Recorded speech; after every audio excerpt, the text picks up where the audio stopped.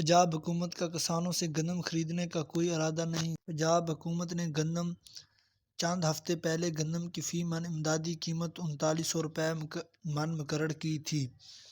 वज़ीर खुराक बिलाल यासीन ने कहा था कि नमी कम होने के बाद गंदम खरीदारी का फैसला करेंगे। सरकारी गोदामों में 22,70,000 टन गंदम मौजूद है। एक साल की गंदम मौजूद है तो मज़ीद कैसे खरीद सकते हैं। किसानों की 95% गंदम फरोख्त हो चुकी है।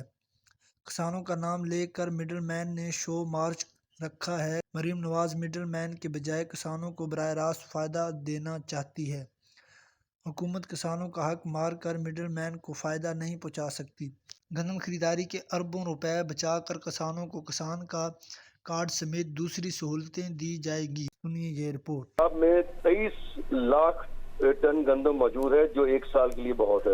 उसकी वजह यही हुई थी कि एक स्मगलिंग रुकी, क्योंकि अफगानिस्तान में जो है वो रेट कम हो गया था गंदम का हमारे से भी। और उसके अलावा जो इम्पोर्ट गंदम की गई जब पंजाब में आई सस्ती, तो उसकी वजह से पंजाब की अपनी जो गंदम थी वो बिकनी बंद हो गई।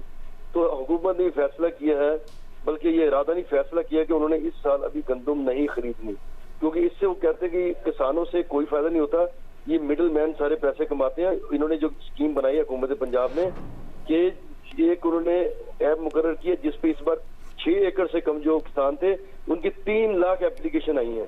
तो हुकूमत बराह रास्त किसानों से बात किया करेगी और वज़ीर आला पंजाब मरीम नवाज जो है इस वक्त पूरी तरह तैयार है।